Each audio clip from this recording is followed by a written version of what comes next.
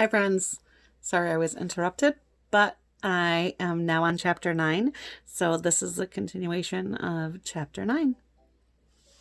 The Liberty Bell is made of 70% copper and weighs over 2,000 pounds. Emily blabbed as we walked up to the glass building that housed it. So does a baby whale, I said. I had no idea if that was true, but let her try to prove me wrong. While we waited in line, we watched a video that told the history of the bell. It was made in London over 200 years ago and then was sent over to America to be hung in the Pennsylvania State House. Hey, I can throw a few facts around too. If I watch them on a video, that is. When information comes into my brain through my eyes, like when I'm reading, it doesn't seem to stick around too long. But I usually remember most of what I see on TV or hear on tape. The video lasted 7 minutes, which I know because Frankie was timing it on his digital watch. After it was finished, a guide led us into the room where the Liberty Bell is enclosed in a glass case.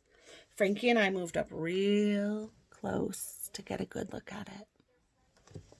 Am I close enough? Hey, that thing is cracked, I said. If you were watching carefully, you would have learned that the bell cracked shortly after its arrival in America, Emily said. It was repaired, but cracked again in 1846. Wow, I guess my mind must have wandered during that part of the video. Oh yeah, I think it was when those pigeons flew up to the window and were looking in at us. I remember wondering if pigeons are really pigeon-toed. Who can read the inscription on the bell? My dad asked. Hank, why don't you give it a try? There were a bunch of words carved in the bell. I looked at the first one. It started with a P, but after that, I didn't have a clue what it said. I noticed a couple of teenage girls watching me through the glass. No way was I going to mess up in front of them. You know, Dad, I said, I think Frankie could use more reading practice than me, so I'm going to turn the stage over to him. Take it away, Frankie Townsend. Frankie knew what I was doing, and like the true friend that he is, stepped right in to help. Proclaim liberty throughout all the land unto all the inhabitants thereof, he read. Isn't that what it says, Zip? I couldn't have read it better myself, I said. And boy, was that ever true. After we were finished checking out the Liberty Bell, we got back into the car and drove to Pat's. Well, we didn't drive right there. We got lost for about half an hour, going up and down narrow streets crowded with red brick row houses. My dad got a little snappy, like he always does when we get lost. My mom kept rolling down the window and asking random people for directions.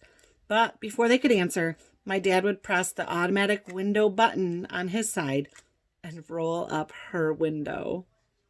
He'd rather be lost than ask for directions. I know where I am, Randy, he said. Then he'd drive the wrong way on a one-way street and start tapping his fingernails on the steering wheel. That fingernail tapping is definitely a sign that he's about to blow.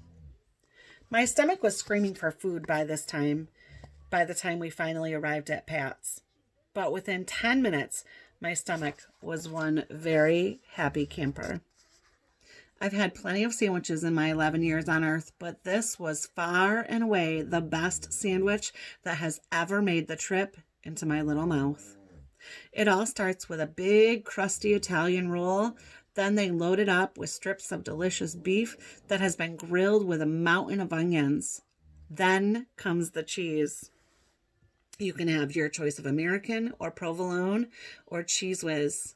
I got Cheese Whiz, just like Papa Pete has suggested.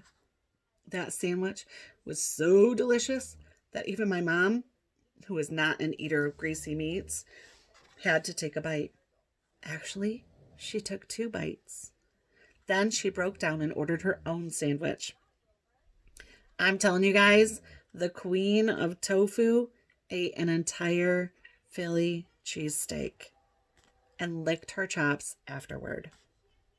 We were all crowded around the little outside table, huddled close to the outdoor heater, chowing down on our sandwiches. Even Catherine, in her crate next to Emily's feet, was slurping up at a few grilled onions while hissing at the pigeon that were strutting on the sidewalk.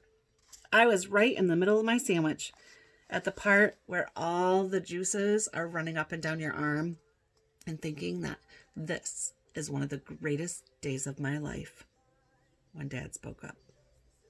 "So, Hank," he said, rolling up the paper his sandwich had come in, "what's the plan of attack for finishing your homework packet?" I almost gagged on my sandwich right there in front of all those nice Philadelphia people and their pigeons. "Dad, who talks about homework in the middle of a cheesesteak? Seriously. Can we talk about this another time, Dad? Like, say, never?" "You've got to tackle some every day," my dad went on, as though he hadn't heard a word I'd said. "You don't want to get behind and then have to play catch-up. That's a serious amount of work you have there." Boy, he must have gone to a special school to study how to make a guy lose his appetite. "I promise you, Dad, I'll have the situation under control. I plan to start on that packet tonight when we get to the motel in Washington, D.C. "That's not realistic, Hank," my dad said. "It'll be after dinner when we get there, and we'll all be exhausted." "Then I'll start it tomorrow night," I promised. "And I'll do at least half of it." Frankie shot me a look as if to say, "You're laying it on pretty thick, dude." But apparently, my dad didn't think so. "Good, Hank, that's what I like to hear. Tomorrow we'll go sightseeing, and then we'll leave the whole evening free so you can do nothing but your homework. Homework, homework, homework." Trust me, any sentence that has the word homework in it 3 times in a row is not a sentence you want to hear. I looked over at Catherine. She was just lying there in her crate, sucking down on a few more slices of onion. For that minute, I actually envied her. True, she is a lower life form, but then lower life forms don't have to do homework packets. And that, I thought, was a definite plus for them. After lunch, we drove about 3 more hours to Washington, D.C. and checked into the Comfort for You motel. Frankie and I got a room of our own that connected to Mom and Dad and Emily's. And of course, they wouldn't let us lock the door. We all went to bed right after dinner because my dad wanted to get an early start the next day. We were going to see the Library of Congress in the morning, and he wanted to be full of energy to look through all those dictionaries and card catalogs and other boring things. As I settled down on my pillow, I thought about how my dad loved books and words and reading and puzzles. I sure don't take after him, was the last thing I remember thinking before I fell fast asleep. Next time, Chapter 10.